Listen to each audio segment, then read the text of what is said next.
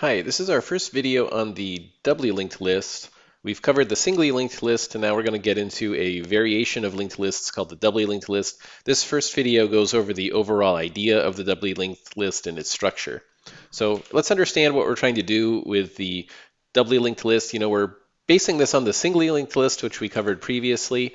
And the asymptotic efficiency of the singly linked list is pretty good. It has constant time operations to get and manipulate the front and back elements. So you can access the front and back, you can push to the front, push to the back, pop from the front, all of those in constant time, which is very efficient.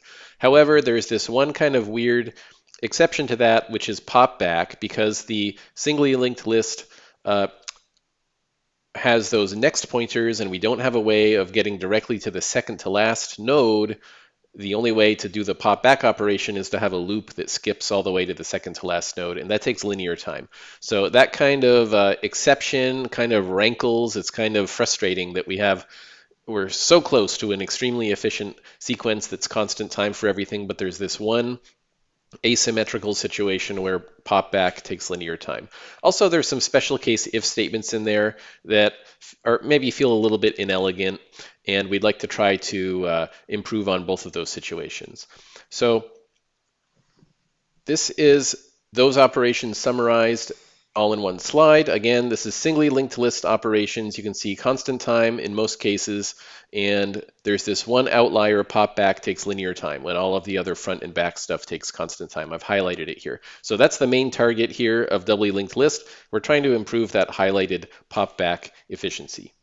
So here's what we're trying to do. As I said, the asymmetry there, it's unsatisfying. It's maybe confusing. It's hard to remember. There's that one special case. So the goal is we want all of the front-back operations to be constant time, no exception. We'd also like to get rid of these special cases in the code if we can.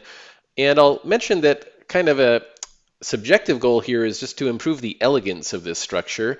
We're mostly focusing on very practical considerations like efficiency, but it's also kind of pleasing if you can just have a more elegant system that works more smoothly. So the main difference between a singly linked list and a doubly linked list is that there are these double links. The single becomes double. So what that's talking about is in a singly linked list, every node has just one pointer. We call it the next pointer. There's a single link between one node and the next. In a doubly linked list, every node has two pointers. So there's two links between a pair of nodes.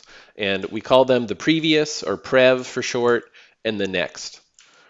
So on the left here, you've got a sketch of two nodes that are singly linked. The 7 has one pointer to the 1.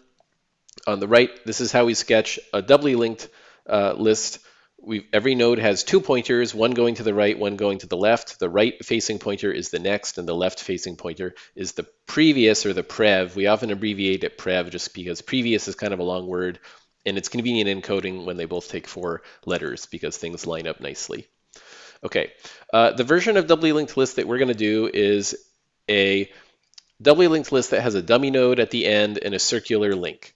So we saw a variation of this with singly linked lists, so this is kind of a recurring theme. The node in between the end and the beginning is called the dummy node. It does not store an element. It's just there as a placeholder that makes certain operations simpler and more straightforward. So it is a valid node object, but does not store an element. And the circularity is that the dummy's next pointer points back to the first node. Now we've got double links, so there's two pointers. That means the first node's previous also goes in a circular fashion back to the dummy. So that's stated here in code terms. Dummy's next is equal to the first node's previous is equal to the dummy node.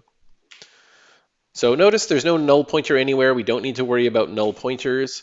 And that means every previous and next pointer is valid. Anywhere in here, if you follow a previous pointer, you get from one node to a different node. If you follow a next pointer, you also always arrive at a valid node object.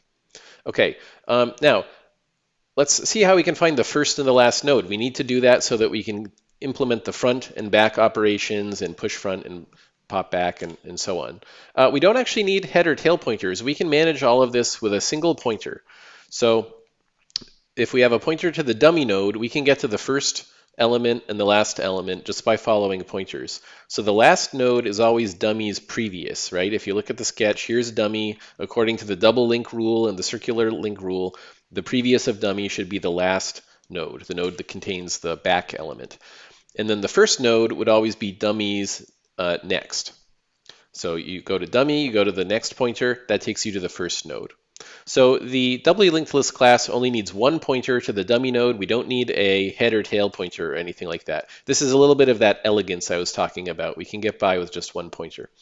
Okay, so here's a sketch of the complete thing. On the left is a 3-element doubly linked list. It has size 3 and dummy. So up here are the data members of the list class. It needs to know its size, and it has a single pointer to the dummy. And then from there, we can navigate around to the front and back. And then on the right is a sketch of a valid empty doubly linked list, size 0, and the dummy pointer points to the dummy node, and the dummy node is the only node in the whole list in that situation. And the next and previous pointers are still valid. They both happen to point to the dummy. Okay, so as a preview, this is the performance we're going to be able to get out of the doubly linked list. And most of the operations match the singly linked list, the constructor size, front, back, push back, pop front. So there's no degradation compared to singly linked list, but the goal will be achieved that we can do pop back in constant time. And so that gets this nice symmetry in these efficiencies that all of the front back operations are constant time.